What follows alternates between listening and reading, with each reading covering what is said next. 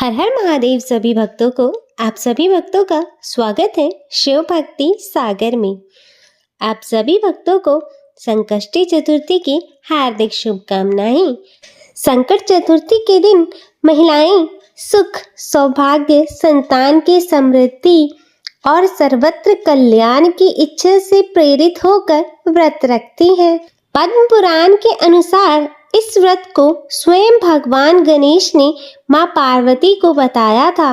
वैसे तो प्रत्येक माह की कृष्ण पक्ष की चतुर्थी गणेश चतुर्थी कहलाती है, लेकिन माघ मास की चतुर्थी तिल संकटा चौथ कहलाती है।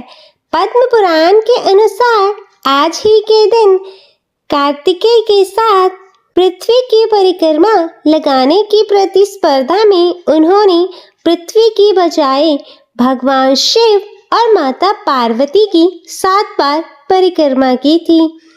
तब भगवान शिव ने प्रसन्न होकर देवों में प्रमुख मानते हुए उनको प्रथम पूजनीय देव का अधिकार दिया।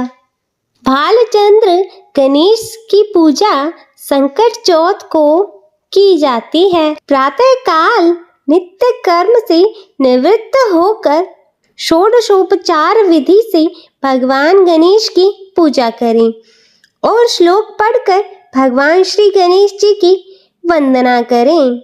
गजानन भूत गणादि सेवदम कपित जम्बुफल चारु भक्षणम उमासूतं शोक विनाशकारं नमामि विघ्नेश्वर पाद पंकजम। इसके बाद भालचंद्र गणेश का ध्यान करके पुष्प अर्पित करें। पूरे दिन मन ही मन में श्री गणेश जी के नाम का जाप करें। सूर्यास्त के बाद स्नान कर स्वच्छ वस्त्र को धारण कर लें। अब विधि पूर्वक गणेश जी का पूजन करें। एक कलश में जल भरकर रखें, धूप दीप अर्पित करें। नैवेद्य के रूप में तिल तथा गुड़ के बने हुए लड्डू, एक शकरकंद, गुड़ तथा घी अर्पित करें। यह नैवेद्य रात्रि भर बांस के बने हुए डलिया से ढक यथावत रख दिया जाता है। पुत्रवती स्त्रियां पुत्र की सुख समृद्धि के लिए यह व्रत रखती हैं। इस ढके हुए नैवेद्य को पुत्र ही खोलता है तथा भाई बंधुओं में बांटता है। ऐसी मान्यता है कि इससे भाई बंधुओं में आपसी प्रेम भावना की वृद्धि होती है।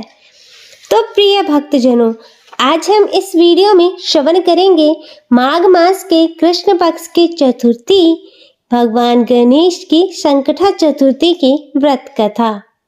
आप सभी भक्तजन इसे ध्यान पूर्वक श्रवण कीजिएगा। भगवान श्री गणेश की माघ मास की चतुर्थी में अलग अलग प्रकार से तिल गुड़ के लड्डू बनाकर भगवान श्री गणेश जी को चढ़ाए जाते हैं। तिल के लड्डू बनाने हेतु तिल को भूनकर गुड़ की चाशनी में मिलाया जाता है और फिर तिलकुट का पहाड़ तैयार किया जाता है।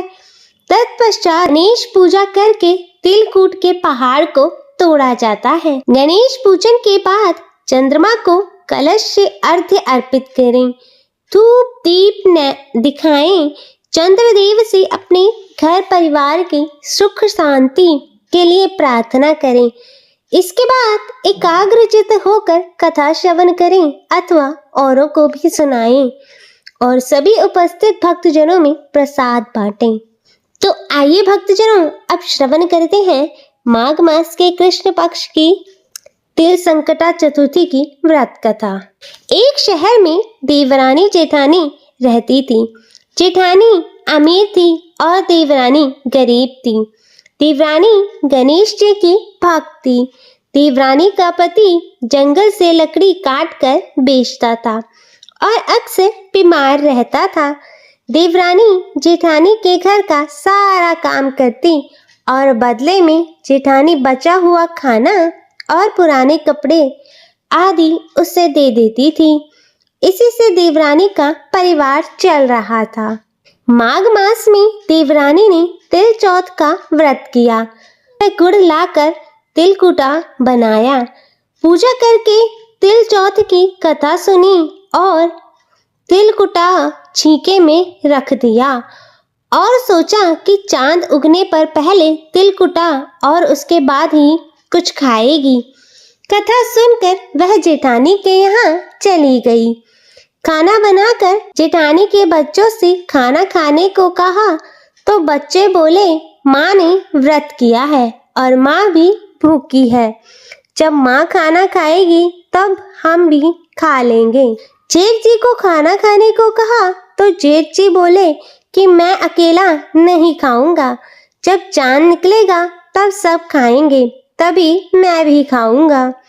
जेठानी ने उसे कहा कि आज तो किसी ने भी अभी तक खाना नहीं खाया है, तुम्हें कैसे दे दूं? तुम सुबह सवेरे ही बचा हुआ भोजन ले जाना।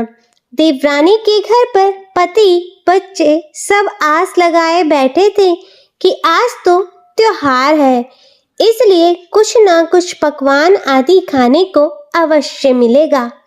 परंतु जब बच्चों को पता चला कि आज तो रोटी भी नहीं मिलेगी तो वह जोर जोर से रोने लगे और उसके पति को भी बहुत ही गुस्सा आया। कहने लगा, सारा दिन काम करके भी 2 रोटी नहीं ला सकती तो काम क्यों करती हो? पति ने गुस्से से आकर अपनी पत्नी को कपड़े धोने के धोबने से मारा। धोबना हाथ से छूट गया तो पाटे से मारा। वह बेचारी गणेश जी को याद करती हुई रोते रोते पानी पीकर सो गई।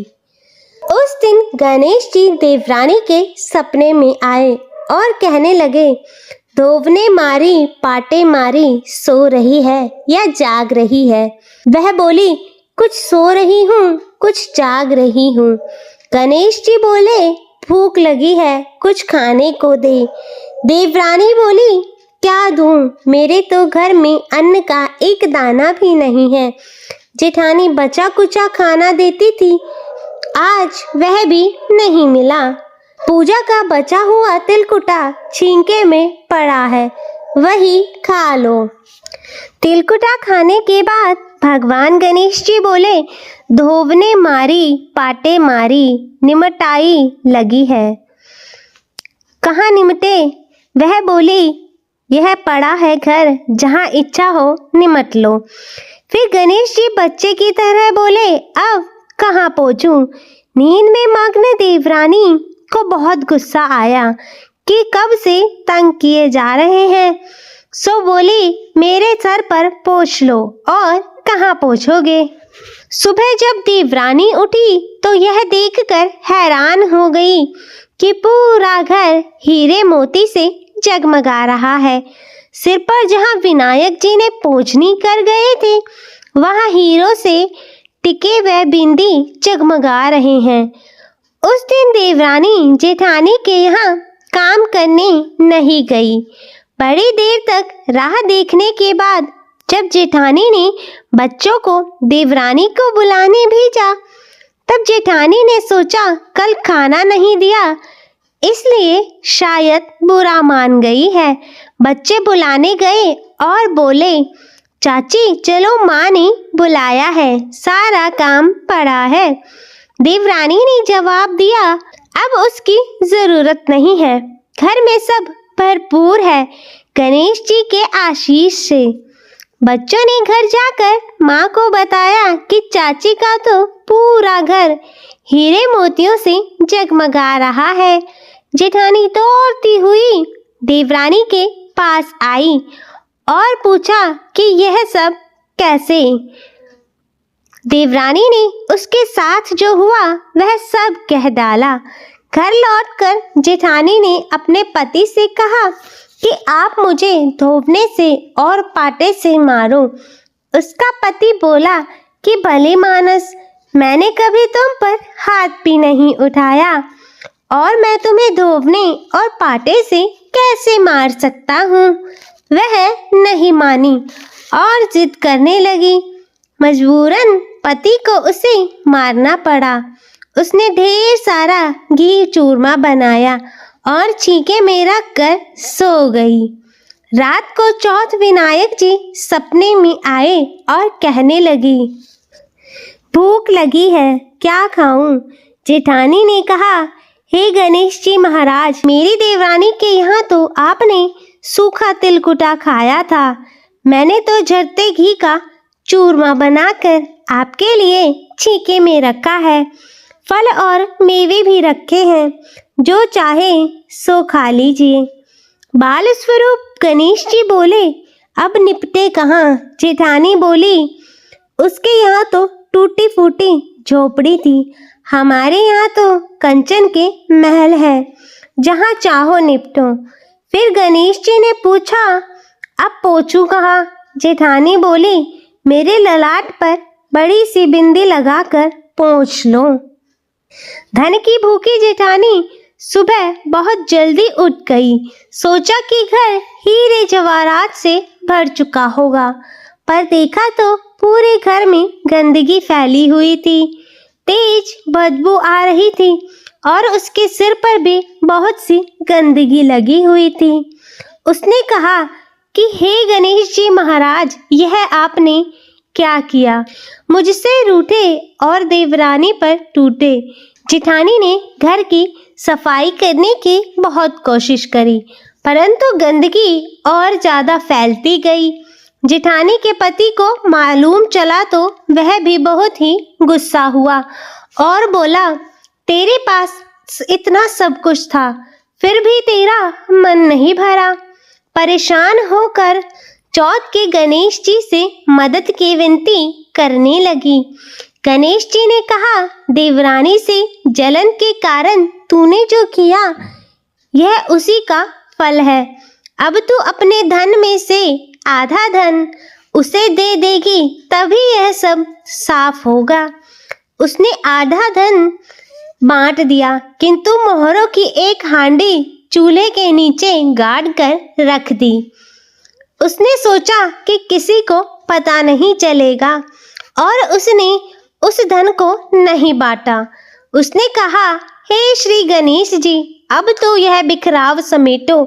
वे बोले, पहले चूल्हे के नीचे गाड़ी हुई मोहरों की हंडी सहित ताक में रखी 2 सुई के भी 2 हिस्से कर।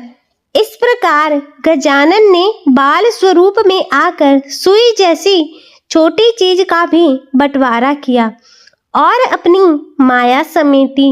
हे गणेश जी महाराज, जैसी आपने देवरानी पर कृपा की, वैसी सब पर करना।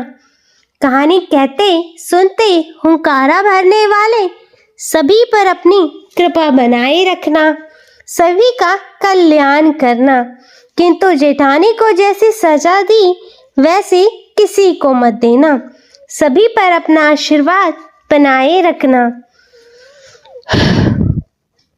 बोलो श्री गणेश जी महाराज की जय। चौथ माता की जय जय। तो आइए भक्तजनों, अब करते हैं भगवान गणेश जी की आरती। जय गणेश जय गणेश जय गणेश देवा, माता जगी पार्वती पिता महादेवा। माता जगी पार्वती पिता महादेवा।